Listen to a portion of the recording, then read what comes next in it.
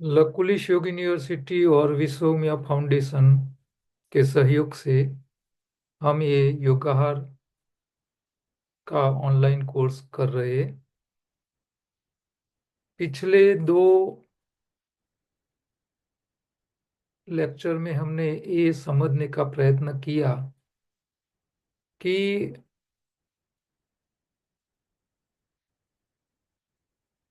अवधूत जगत के जो लोग होते हैं उन लोगों का जीवन कितना अद्भुत होता है। वो कैसे जन्मजात ईश्वरीय शक्तियां लेके जन्म लेते हैं। संसार के साधु और अवधूत जगत में बहुत बड़ा अंतर होता है। लेकिन हमको उन लोगों की जिंदगी और संसारी लोगों की जिंदगी, वो दोनों को देख के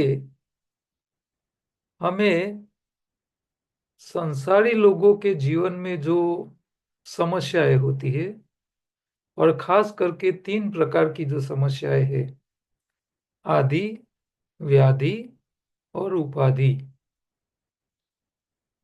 तो ये तीनों समस्याओं को हमको पहले समझने का प्रयत्न करना पड़ेगा। जीवन जन्म के साथ शुरू होता है और मृत्यु तक चलता है। शरीर के हिसाबे जन्म मरण होता है, लेकिन हमारे शास्त्र कहते हैं कि शरीर को चलाने वाला आत्मा होता है, और आत्मा कभी जन्म नहीं लेता है, कभी मरता नहीं है। तो शरीर के साथ आदि, व्याधि और उपाधि किस तरह जुड़ती है, उसको हमको अवधूत लोगों की जिंदगी, संसारी लोगों की जिंदगी, शास्त्रों ने बताए हुए बातों सबको नजर में रखते हुए जीवन की ये समस्याओं को समझने का प्रयत्न करना है हमें। और आदि, व्याधि और उपाधि हर व्यक्ति को कैसे उसकी इफेक्ट आती है, उसको भी हम समझने का प्रयत्न करेंगे। पुस्तक जो हमारा योगाहार का है, जो कोर्स है, वो कोर्स में इसके बारे में बातें बहुत कम होगी या नहीवत है।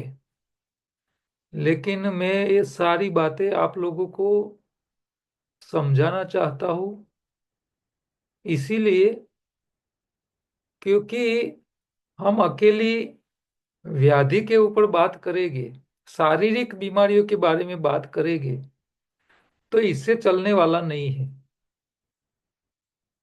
शरीर तंदुरुस्त होना, मन तंदुरुस्त होना दो अलग चीजें हैं। तो तन और मन जब दोनों की बात होती है, तो इसमें आदि, व्याधि, उपाधि तीनों साथ में आते हैं। तो हमको तीनों के ऊपर चर्चा करनी चाहिए, उसको समझने का प्रयत्न करना चाहिए। और मेरे अनुभव में मैंने ये भी देखा है कि सिर्फ शारीरिक समस्या ही जीवन में नहीं होती है। कई लोगों को मैंने उनके कर्मों के अधीन कई अलग अलग प्रकार की समस्या से फेस करते हुए देखा है।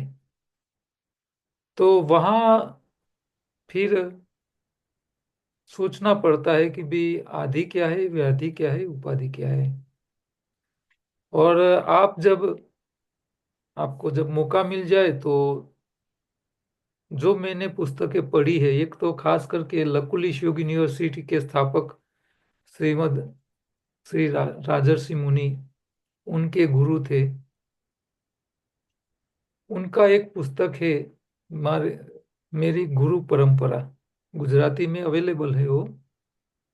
आप जब भी मौका मिले तो लकुलिश योग यूनिवर्सिटी में जाके एक बार वो पुस्तक ला के, थोड़ा बड़ा पुस्तक है, महंगा है, हो सकता है तो ग्रुप में लेके आप उसको पढ़ सकते हो एक एक करके।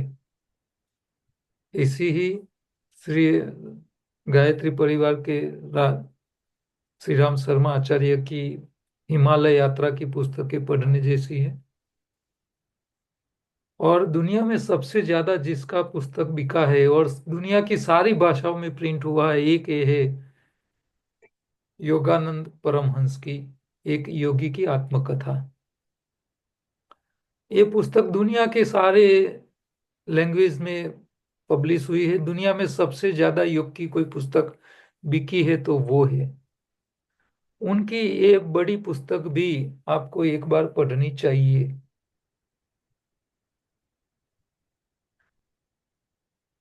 तो शास्त्रों के जो पुस्तक है, अष्टांग योग है, महर्षि पतंजलि का है, इसके अलावा अलग अलग प्रकार के योग के जो पुस्तक है, कर्म योग वाले हैं, ज्ञान योग वाले हैं, भक्ति योग वाले हैं, ये सब तो सब में कॉमन आपको मिलेगा।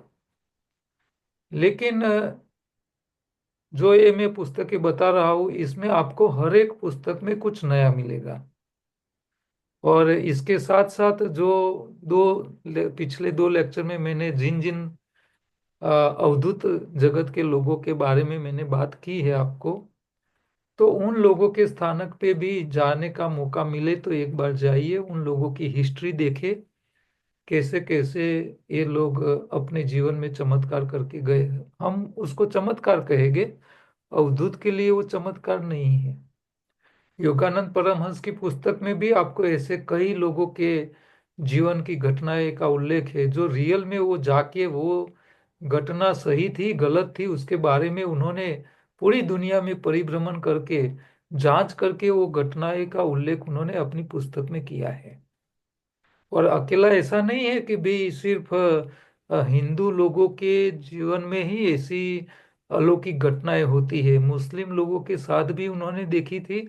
और क्रिश्चियन लोगों के जीवन में भी ऐसी आध्यात्मिक ताकत वाले लोग जो चमत्कारिक जिसको हम दुनिया वाले बोलते हैं, ऐसे लोगों के बारे में भी बातें हैं। तो ये सब घटनाएं, ये सब लोगों का जीवन चरित्र, ये सब देखने के बाद हमारे शास्त्रों की बातों को देखते हुए फिर मुझे ऐसा लगता है कि हर व्यक्ति को अपने जीवन से जुड़ी हुई ये बातों का समझ होना चाहिए। ये हमारे एक्चुअली तो ये सब बातें हमारे शिक्षण में पढ़ाई में होनी चाहिए कि हमारा जो भव्य भूतकाल था अभी भी है और आज की तारीख में भी अवधूत लोग इस दुनिया में है, नहीं है ऐसा नहीं है। लेकिन उनके बारे में हमको बताया नहीं जाता है, लोगों को पता भी नहीं होता है। तो आदि, व्याधि और उपाधि जो मैं मानता हूँ, मैं हो सकता हूँ इसमें थोड़ी मेरी समझ गलत भी हो सकती है। तो मैं ऐसा मानता हूँ, आदि ऐसे इसको मानता हूँ कि आपके पिछले जन्मों का जो कर्म का हिसाब होता है उसके हिसाब से आपको इस जन्म जहाँ मिलता है, जिस फैमिली में मिलता है, वो कर्मों के हिसाब से मिलता है। कर्म के साथ आपका जीवन तय हो जाता है कि भाई आपको इसी तरह जिंदगी जीनी है, आपके जीवन में ये घटनाएं होने वाली है, वो प्री प्लान हो जाती है। व्याधि उसमें जो आदि की जो समस्याएं है वो आप चेंज नहीं कर सकते, क्योंकि आपने जहां जन्म ले लिया है फिर उसको निभाना ही पड़ेगा आपको। आपके पेरेंट्स आपके साथ है। इवन मैं तो वहां तक मैंने तो देखा है, आपके पड़ोसी भी आपके कर्म के अधीन मिलते हैं। आपके घर में जन्म लेने वाला बच्चा, आपके घर में आने वाली बहू से लेके सब इसके साथ रिलेशन से जुड़े हुए होते हैं और वो सारी बातें आपकी कुंडलियों में भी उल्लेखित हो जाती है। जन्म की जो कुंडलियां बनती है तो इसके अंदर ये सब बातें आ जाती है। लेकिन आजकल समस्या एक ही है कि उसको सही तरह पढ़ने और उसको एनालिसिस करने वाले सही लोगों की कमी है। तो एक एक बड़ा विषय ये है। अच्छा, ये जो समस्या है जो जन्म के साथ, आपके भूतकाल के पिछले जन्मों के साथ या भूतकाल के साथ जुड़ी हुई घटनाओं का जो भविष्य तय होता है, ये भविष्य प्लानिंग होता रहता है। और इसमें चेंज करना मुश्किल है, लेकिन अवधूत लोगों के आशीर्वाद से सब कुछ चेंज हो सकता है। ऐसा मेरा अनुभव है, लोगों के अनुभव है। अवधूती लोग आपके जीवन का भविष्य चेंज करने के लिए सक्षम होते हैं। इसके अलावा मान लो आपके भूतकाल के जो भी कर्म रहे हो, आपने जानबूझ के किए हो, अजानता में किए हैं, तो उसका जो फल आपको मिलने वाला है अभी मिला नहीं है। तो ये जो फल मिलने वाला है बाकी है, जो प्री प्लान हो चुका है, प्रोग्राम हो चुका है, उसी को आप अभी वर्तमान में जो कर्म कर रहे हो, इसमें बदलाव लाके आप चेंज कर सकते हो। ये भी सही बातें हैं। ऐसा नहीं है कि भी जो हो चुका है वही होने वाला है, आप इसमें कुछ नहीं कर सकते। तो इसके ऊपर भगवान कृष्ण ने पूरी भगवत गीता में जो बातें बताई है, वो एक ही बात को प्रमोट करती है। तुम सही कर्म करते रहो। जब आप सही कर्म करोगे तो आपका भूतकाल का जो कर्म भुगतने का था, उसको आप चेंज कर सकते हो। कर्म करने का अधिकार मनुष्य को खुद को ईश्वर ने दिया है कि भाई तुमको दो रास्ते हैं, अच्छे कर्म, बुरे कर्म।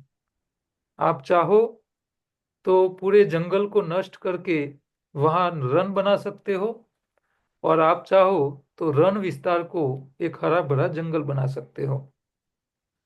ये मनुष्य खुद तय कर सकता है, उसको खुद को चलना पड़ता है। कर्म मनुष्य को करना पड़ता है। हाँ, पिछले बार मैंने जो बात आपको बताई थी, जो रामबाई की और श्रीमद राजचंद्र के जन्म के बारे में, तो अवधूती लोग जो होते हैं वो प्री प्लान अपने जीवन को तय करके आते हैं, भाई मुझे इस जन्म में इतना काम करना है, फिर मेरे जीवन को मुझे छोड़ देना है। तो वो लोग ये तय करके आते हैं, वो पूरा करते हैं, काम खत्म हो जाता है, फिर अपने जीवन को संकील लेते हैं, पूरा कर लेते हैं वो लोग। लेकिन मनुष्य ऐसा है कि वो अपने जीवन को, उनका रास्ता तय कर सकता है। तो हो गई आदि के रिलेटेड बातें, उनके लिए क्या करना चाहिए, ये सब बातें हम आगे समझने का प्रयत्न करेंगे थोड़ा डिटेल में, जो मैं मानता हूँ समझता हूँ इसके हिसाब से। व्याधि जो होती है, शारीरिक बीमारियां होती है, वो भी कई बार आदि के साथ थोड़ी जुड़ी हुई होती है। और आधी बीमारियां जो हमारी लाइफस्टाइल के साथ जुड़ी हुई होती है, हमारे भोजन के प्रकार, भोजन खाने की तरीका, जो खाना चाहिए वो नहीं खा रहे, नहीं खाना है वो खा रहे, तो इसके साथ भी जुड़ी हुई होती है। और कई बीमारियां कर्मों के साथ भी जुड़ी हुई होती है। तो इसके ऊपर भी हम पूरे अपने योगाहार कोर्स में समझने का प्रयत्न करेंगे। और उपाधि, उपाधि जो होती है वो मनुष्य अपने आप खड़ा करता है। किसी चीज का जब दुरुपयोग होने लगता है तब उपाधि जीवन में आने लगती है। और उपाधि के कारण कई लोगों का जीवन जो ईश्वर ने दिया होता है वो जीवन सॉल्ट हो जाता है, कम हो जाता है। सुसाइड कर लेना, अकस्मात हो जाना, गलती चाहे खुद की हो या दूसरे की। तो हम सुबह से शाम तक कोई ना कोई कर्म के साथ जुड़े हुए होते हैं। अपने खुद के, फैमिली के या लोगों के लिए। तो कई बार छोटी सी गलतियां बहुत बड़ी उपाधि पैदा कर लेते हैं। तो जो उपाधि आपके जीवन में आ जाती है वो आकस्मिक घटनाएं होती है, वो प्री प्लान नहीं होती है। और वो घटना के बाद मान लो किसी का देहांत हो गया, तो देहांत हो गया यानी उसको जो जिंदगी जीने की थी, लेकिन वो उतने साल नहीं पूरा कर पाया, तो उसकी जो बाकी की जिंदगी जो रह जाती है उसको वो पूरी करने के लिए दोबारा जन्म भी लेना पड़ता है। तो ऐसी घटनाएं भी हमने देखी है, समझ में आई है। तो आदि, व्याधि और उपाधि तीनों के साथ, और तीनों से बचने के लिए हमको क्या करना चाहिए? हमारे शास्त्रों ने, हमारे सनातन धर्म ने, और अकेले सनातन या अकेले हिंदू धर्म की बातें नहीं है, दुनिया के सब प्रकार के धर्म ग्रंथों ने ये सब प्रकार की समस्याओं से बचने के रास्ते बताए हैं। और ये जो रास्ते हैं तीनों से बचने के लिए, वो भी तीन फाउंडेशन के ऊपर आधारित होते हैं, जो पहली बार अगले पिछले लेक्चर में मैंने ऑलरेडी बताई है। अब आपको फोकस यही करना है कि आपके जीवन में आदि के कारण समस्या हो, व्याधि के कारण समस्या हो, या उपाधि के कारण समस्या हो, समस्या कौन से कारण से है उसके डीप में जाने की जगह समस्याओं से छुटकारा कैसे मिल सके और नई समस्याएं खड़ी ना हो अपने जीवन में और लोगों के जीवन में, इसके लिए जो आपको हर रोज जो करना है वो आपको करते रहना है। आपको ज्यादा इसके ऊपर फोकस करना है, वो समस्याएं क्यों होती है, इसके पीछे क्या रीजन है, आदि व्याधि उपाधि क्यों होती है, उसके मूल कारण के ऊपर जाना, उसका रियल रीजन ढूंढना, ये बहुत सब्जेक्ट अघरा विषय है, वो थोड़ा मुश्किल विषय है। इसमें हम जो सोचेंगे वो शायद वो सही न भी हो सकता हो। लेकिन ओवरऑल हमें करना क्या है कि भी समस्या किसी भी कारण की हो, चाहे आदि की हो, चाहे व्याधि की हो, चाहे उपाधि की हो, हमें उससे बचने का रास्ता क्या है, नई समस्याएं खड़ी ना हो, और जो हो चुकी है हमारे हिसाब से जो कर्म हो चुके हैं उसका फल अच्छा या बुरा जो भी भुगतना है वो हम कंट्रोल कैसे करें, उसके ऊपर हमको ज्यादा फोकस करना है। और हमें उसके ऊपर काम करना शुरू करना चाहिए मेरे हिसाब से, क्योंकि जानकारी लेना एक दूसरा सब्जेक्ट हो जाता है और जानकारी से बचने के लिए क्या करना चाहिए ये एक अलग सब्जेक्ट हो गया है। तो हमारे लिए ज्यादा जानकारी लेने से अच्छा है जानकारी के पीछे भागना, इससे अच्छा है बचने के रास्ते हम क्या कर सकते हैं, वो ज्यादा मायने रखते हैं, क्योंकि वो रियल में आपके अनुभव में आने वाला है। इसके लिए हमको ज्यादा फोकस उसके ऊपर करना है। तो हमें पूरे कोर्स में यही समझने का और सीखने का प्रयत्न करें कि भी हम अच्छी तरह क्या कर पाए। तो योगाहार कोर्स में हमको योग का भी मतलब समझना है, और आदि व्याधि उपाधि में आहार से हम कैसे बेनिफिट बेनिफिट ले सकते हैं उसका भी समझने का प्रयत्न हमें करने का है। तो ऐसे तो पिछले दो लेक्चर में मैंने जो जो बातें बताई उसी के बारे में हम बातें आगे करने जाए तो बहुत, और कितनी घटनाएं और कितनी पुस्तकों में कई बातें लिखी हुई है, सबके ऊपर हम चर्चा करने बैठेंगे तो हमारा काफी समय बिगड़ सकता है।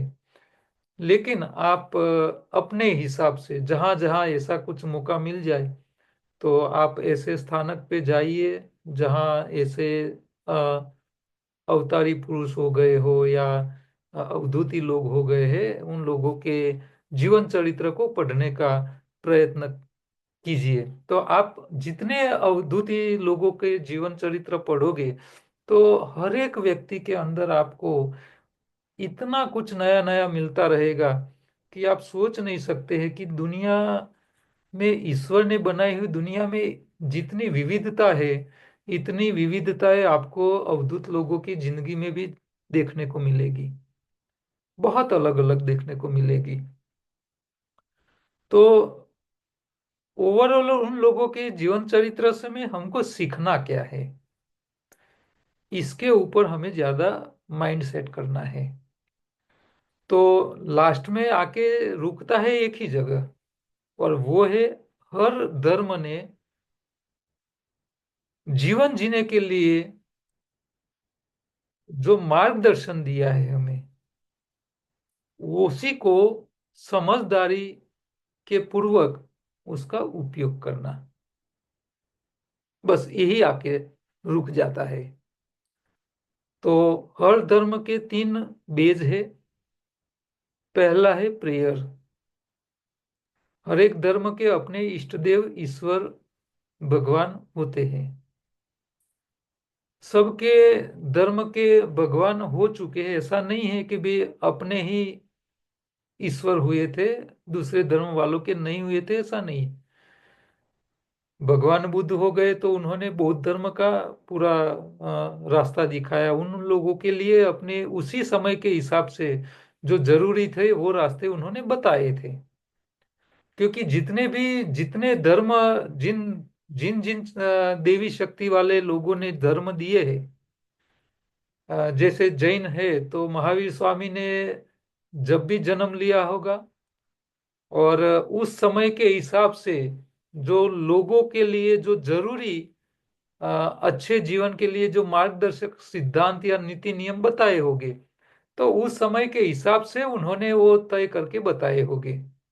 भगवान बुद्ध ने बौद्ध धर्म का स्थापना किया तो उस टाइम उसके रिलेटेड उन्होंने सब कुछ बताया होगा। हमारे भगवान राम और भगवान कृष्ण दोनों के जीवन का समय बहुत अलग अलग था। आ, तो दोनों के समय अलग अलग मानसिकता वाले लोग थे। महाभारत के समय के वाले देखो और रामायण के समय वाले देखो, आप दोनों की कथाएं सुनते हैं तो दोनों के कथा के अंदर जो पात्र होते हैं उन लोगों की मानसिकता में कितना चेंज था, वो आपको कथाएं सुनने से भी पता चल जाता है। तो समय समय के हिसाब से हर धर्म वालों ने अपने अपने समय के को ध्यान में रखते हुए धर्म के विधि विधान के रास्ते बताए थे। लेकिन ये सब में अल्टीमेट आता क्या है, तो तीन फाउंडेशन आ जाते हैं। पहला है प्रेयर। हर धर्म वाले ने बताया है। हिंदू है तो उसको मंदिर में कंपलसरी जाना है, जैन है तो देरासर में कंपलसरी जाना है, मुसलमान है तो उसको मस्जिद में कंपलसरी जाना है, सिख है तो उसको गुरुद्वारा में कंपलसरी जाना है, ईसाई है तो उसको चर्च में भी कंपलसरी जाना है। ये क्यों जाना है? क्योंकि उसके जीवन में वो ऐसे अपने इष्ट देव को हर रोज याद करके उन्होंने बताए रास्ते पे चले, तो वो मोक्ष के रास्ते आगे बढ़ सकता है। तो योग की जो मूल भावना क्या है? आत्मा का परमात्मा के साथ जुड़ना, ये मूल भावना योग शास्त्र की है। तो जितने भी आप कर्म करते हो जो योग के प्रकार में आ जाता है, ज्ञान योग है, कर्म योग है, भक्ति योग है, हठ योग है, तंत्र योग है, मंत्र योग है, ये सब क्यों है? तो लास्ट में एक ही के कारण है, आपका आत्मा का ईश्वर के साथ जुड़ना, मोक्ष के रास्ते आगे बढ़ना। यही उद्देश्य के साथ ही सब ये शास्त्र दिए गए हैं। तो प्रेयर, ईश्वर को याद करना कंपलसरी है। दूसरा होता है चैरिटी, सेवा। सेवा में क्या है? समय, धन और ज्ञान, ये तीनों चीज हर एक व्यक्ति के पास होती है। उसके पास समय है, हर व्यक्ति के पास। हर व्यक्ति के पास धन भी होता है, हर व्यक्ति के पास नॉलेज भी होता है, ज्ञान भी होता है। हर व्यक्ति के पीछे के पास ये तीनों थोड़े प्लस माइनस हो गए। किसी के पास ज्ञान नहीं है, धन नहीं है, लेकिन समय समय ही है। किसी के पास बहुत बुद्धि है, लेकिन उसके पास पैसा नहीं है, उसके पास समय नहीं है, उसके पास ज्ञान का भंडार पड़ा है। कोई ऐसा व्यक्ति है जिसके पास समय नहीं है, बुद्धि भी नहीं है, लेकिन धन पुष्कर पड़ा है। तो ऐसे लोग भी आपको मिल जाएंगे। और हर व्यक्ति के पास कुछ प्लस कुछ कम होता है, कुछ ज्यादा कुछ कम होता है। तो हर व्यक्ति के पास जो भी है, आपको आपकी खुद की एनालिसिस कर लेना है कि आपके पास क्या है, आपके पास एक्स्ट्रा क्या है। तो जो चीज आपके पास एक्स्ट्रा है, मान लो कई लोग मैंने ऐसे देखे हैं कि भाई 60 साल की उम्र पूरी हो चुकी है, रिटायर हो चुके हैं, अब उसको नौकरी धंधा कुछ करने की जरूरत नहीं है। वो आराम से खा पी रहा सकता है, क्योंकि वो पूरी जिंदगी का कमाई का हिस्सा है उनके पास। और उनकी जो जिम्मेदारियां थी फैमिली की या कुटुंब की जो भी है, वो सब पूरी करके बैठे हैं। अब उसके पास समय समय ही है। अब कोई व्यक्ति ने नौकरी करी है पूरी जिंदगी, तो इसके पास शायद किसी के पास पेंशन आ रहा है, किसी के पास सरकारी नौकरी नहीं थी तो उसके पास पेंशन नहीं आया, लेकिन उसके पास बचत है, तो बचत से वो अपनी जिंदगी चला रहा है। तो समय, रिटायर लोगों के पास समय ज्यादा होता है, और दूसरा उनके पास अनुभव का भत्ता ज्यादा होता है। दो चीज उनके पास सबसे ज्यादा होते हैं। उद्योगपतियों के पास, वो तो जब मरते हैं ना तब तक उनके पास समय नहीं होता है। तो वो तो 80 साल के होते हैं, फिर भी ये पैसे के पीछे भागते रहते हैं। तो हर व्यक्ति की अपनी एक सिचुएशन अलग है। तो व्यक्ति को अपने पास जो भी है उसको समाज के लिए, धरती के लिए, ये प्रकृति के लिए, अकेले मनुष्य के लिए बात नहीं है, प्रकृति के लिए भी वो अपना, अपने पास जो भी है, नॉलेज है, समय है, धन है, उसका उपयोग करना चाहिए। इससे भी उसकी आध्यात्मिक उन्नति होती है और ईश्वर के साथ जुड़ने के रास्ते आसान होते जाते हैं। लेकिन वो सही जगह होना चाहिए। आपके पास बुद्धि है तो बुद्धि का उपयोग ऐसा नहीं करना चाहिए, लोगों को ऐसी ट्रेनिंग दे दो कि वो लोगों को लूट ले और फ्रॉड करे। या अभी अभी आप देख रहे हो कि भी आप लोग कैसे कैसे कर ले आते हैं नॉलेज, कि भी आपको बातों में फंसा लेते हैं, आपके पास से ओटीपी ले लेते हैं, दूसरी कोई बात करते हैं और आपका बैंक का खाता खाली कर देते हैं। तो साइबर फ्रॉड करने वाले लोग को तो कोई ना कोई तो बुद्धि देता ही होगा ना। सब व्यक्ति अब जन्मजात कभी होशियार नहीं होता है, बुद्धिशाली नहीं होता है। वो अपने जीवन में किसी के पास से सीखता है, कहीं से कहीं नहीं लेता है। तो बुद्धि का उपयोग प्रकृति के लिए और समाज के लिए होना चाहिए, देश के लिए होना चाहिए, लोगों के लिए, नीडी पर्सन के लिए, गरीब लोगों को गरीबी में से बाहर निकालने के लिए होना चाहिए, बीमार लोगों को बीमारी में से बाहर निकालने के लिए होना चाहिए।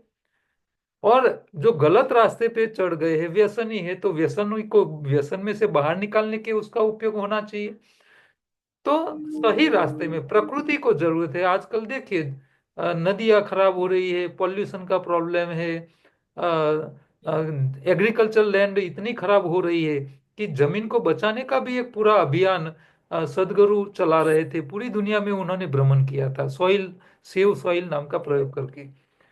तो हर व्यक्ति को अपने हिसाब से, अपनी स्थिति के हिसाब से, सिचुएशन के हिसाब से उनको अपने ही आसपास में ये थोड़ा थोड़ा करते रहना चाहिए। जहां जहां मौका मिले उसको सेवा यानी चैरिटी करते रहना चाहिए। और एक बात तो आपको ध्यान रखनी ही है, क्योंकि मान लो आपने करोड़ों रुपया इकट्ठा किया है, लेकिन ये करोड़ों आपके नाम के जो है ना, वो आपके नाम के नहीं है, आपके शरीर के नाम के है। शरीर के नाम के है, आत्मा के नाम कोई प्रॉपर्टी नहीं हो सकती। तो जब तक आपका शरीर जिंदा है तब तक आपके प्रॉपर्टी का ये मालिक है। जैसे शरीर में से आत्मा ने रजा ले ली, छुट्टी ले ली, शरीर आपका डेड हो जाता है। और वही डेड शरीर को कुटुंब वाले रखते नहीं है, इमीडिएट हो सके इतने कम समय में उसको स्मशान में ले जाते हैं और उसको जला देते हैं। एक बार जल गया शरीर, तो उस शरीर के नाम जितनी भी प्रॉपर्टी है वो सारे उनके वारसदारों के नाम से ट्रांसफर होना शुरू हो जाती है। इसमें से 1 रुपया की पाई भी आप अपने साथ नहीं ले जा सकते। आपने देह छोड़ दिया है, आपका आत्मा शरीर से बाहर निकल जा चुका है। अब आपके कर्मों के हिसाब से मैंने ऐसे ऐसे घटनाएं देखी है कि जिन लोगों ने अच्छे कर्म किए थे, भले लोगों के नजर में नहीं थे, लोग उसको नहीं देख पाए थे, ऐसे लोगों को ईश्वर लास्ट के समय में खुद लेने आए हो। ऐसी घटनाएं मैंने देखी है कि भाई समय जब जाने का आया तो उस टाइम वो खुद ऐसे बोले कि भाई अ, मेरा समय आ गया है, भगवान लेने के लिए आ गए हैं, अब मुझे जाना है। तो ऐसे लोगों की कई घटनाएं मैंने सुनी है, रियल में देखी हुई है। तो कई लोगों को तो ईश्वर खुद लेने आता है, कई लोगों को तो शरीर छोड़ना मुश्किल हो जाता है। और मान लो आकस्मिक छोड़ने की नौबत आती है, अकस्मात हो गया या सुसाइड कर लिया, या कोई दूसरे की गलती से आपको शरीर छोड़ना पड़ा, तो वो आत्मा, उसको तो वो बाकी की जिंदगी कहीं ना कहीं पूरी करनी ही है। तो वो या तो नया जन्म लेने के लिए प्रयत्न करता है, या तो सूक्ष्म जगत में घूमता रहता है। और जहां मौका मिलता है तो वो नया जन्म भी ले लेता है। तो रीबॉर्निंग, पुनः जन्म, इसके ऊपर कई घटनाएं आती है। और अभी थोड़े रिसेंटली, थोड़े महीने पहले ही आपने देखा होगा कि अंजार की एक लड़की, वो उनका देहांत हो गया। तो उन्होंने नया जन्म पालनपुर, गुजरात के पालनपुर डिस्ट्रिक्ट में एक छोटे से गांव में लिया। अब वो ठाकुर कम्युनिटी कम्युनिटी के घर में उन्होंने जन्म लिया। बच्ची छोटी थी, तब तक तो कोई पता नहीं था किसी को, लेकिन जैसे वो थोड़ी बड़ी हो गई, एक दो दो 3 साल की, जब वो बोलने लगी, तो जब बोलनी शुरू किया तभी से वो हिंदी बोलनी शुरू कर ली उन्होंने। पहले दिन से वो हिंदी में ही बोलती थी। घर के अंदर कोई हिंदी नहीं बोलता था, पूरे गांव में कोई हिंदी भाषी व्यक्ति नहीं था। और ये बच्ची जब हिंदी बोलने लगी तो लोगों का आश्चर्य होने लगा कि, और उसको पूछने लगे कि तू हिंदी कहाँ से सीखी। तो वो अपनी आप को बताती थी कि मैं अंजार की हूँ, भूकंप में मकान गिर गया था और मेरा देहांत हो गया था और मैंने आपके यहाँ यहाँ नया जन्म लिया है। तो वो उनकी फैमिली जहाँ से वो मरी थी, वहाँ हिंदी भाषी वाले लोग थे, और यहाँ जन्म लिया तो वो भाषा के साथ यहाँ उन्होंने जन्म लिया। तो ये घटना क्या सिखाती है कि भाई उसका मृत्यु आकस्मिक घटना हो गई। आकस्मिक घटना हो गई, तो अब उसकी बाकी की जिंदगी जो बच गई थी, वो उसको नया जन्म लेना ही था। तो जहां मौका मिल गया वहां उन्होंने जन्म ले लिया। तो मौका भी, ये जो सूक्ष्म जगत में घूमने वाले जो आत्माएं लोग होते हैं, वो मौका भी ढूंढते हैं मैं कहाँ जन्म लूं। जब जैसे हम यहाँ से कहीं जगह हिल स्टेशन घूमने जाते हैं, तो हम क्या करते हैं, अच्छी होटल ढूंढते हैं। किसी को हिली एरिया अच्छा लगता है, किसी को सिटी एरिया अच्छा लगता है। अच्छा, कोई शराबी होता है तो उसको शराब का पीठा, शराब की दुकान नजदीक में जहाँ उसको ड्रिंक मिल जाए, ऐसी जगह ढूंढेगा रुकने के लिए। हर व्यक्ति की अपनी चॉइस होता है। तो इसी तरह आत्माओं की भी एक अपनी चॉइस होती है, और वो जीवन के साथ जुड़ी हुई होती है। तो वो लोग जब रीबॉर्न करते हैं ना, तो ऐसी जगह ढूंढ के आते हैं। मैंने कई ऐसे भी घटनाएं देखी है कि अपनी ही फैमिली में आ, गुजरने वाला दादा होता है, और जब नया जन्म लेता है तो पोत्र के रूप में भी आए हुए मैंने कई देखे हैं। क्योंकि वो फैमिली के साथ जब मैं बात करता हूँ तो उनकी जो बातें सुन के पता पता चल जाता है कि भाई नहीं, ये जो बातें बता रहे हैं इसके हिसाब से तो वो उनके दादा ही है। क्योंकि उसका हाव भाव, चाल बोलने की ढब, उसकी जो सोच, उसकी इच्छाएं, उसका काम करने का ढंग, सब आबेहूब उसी के ही मिरर कॉपी जैसा ही होता है, जेरोक्स कॉपी जैसा। ऐसे भी लोग मैंने देखे हैं। तो आपको आपके जीवन में से, लोगों के जीवन में से, घटनाओं में से सीखना है कि भाई हमारा जन्म जो मिला है ईश्वर की कृपा से मिला है। ईश्वर ने हमको कोई अच्छे कर्म करने के लिए भेजा है, बुरे कर्म के लिए नहीं भेजा है। कोई धर्म किसी को बुरा कर्म करने के लिए नहीं बताता है। तो हम अच्छे कर्म के रास्ते चले, हमारा आत्मा का मोक्ष मिल जाए, इसी तरह हम कर्म करते रहे। और कर्म में कैसा करना है, तो भगवान कृष्ण कहते हैं कि भी तुम फल की अपेक्षा के बिना कर, कि भी मैं एक काम करूं और मुझे उसका बहुत ज्यादा पगार मिल जाए, बहुत ज्यादा पैसा मिल जाए, मुझे बहुत सुख सगवड़ मिल जाए, तो ये सही नहीं है। तो ऐसी सोच के बिना ही आपको ये सब कर्म करने हैं। तो ये आदि व्याधि उपाधि से बचने के लिए हम अब नेक्स्ट वीक में हम जब सेशन लेंगे, तो शुरू में हम पुस्तक के जो टॉपिक है उसके ऊपर बात कर लेंगे, एक एक टॉपिक को समझने का प्रयत्न करेंगे। ये टॉपिक के साथ ये सूक्ष्म जगत के साथ कैसे रिलेशन होते हैं उसके ऊपर भी हम चर्चा करते रहेंगे। बीमारी के बारे में भी, शरीर कैसे चलता है इसके ऊपर भी बात करेंगे। और भविष्य में हम कैसे रास्ते चले कि भी सारी समस्याओं से हम बचे, और जिन लोगों के जीवन में समस्या आ चुकी है तो उसको, उससे बचने के रास्ते क्या है, ये सब के ऊपर हम चर्चा करते चलेंगे धीरे धीरे करके। और भगवान की भक्ति, चैरिटी, और तीसरा, ये दोनों कर्म करने के लिए आपका शरीर ठीक होना चाहिए, क्योंकि वही तो साधन है।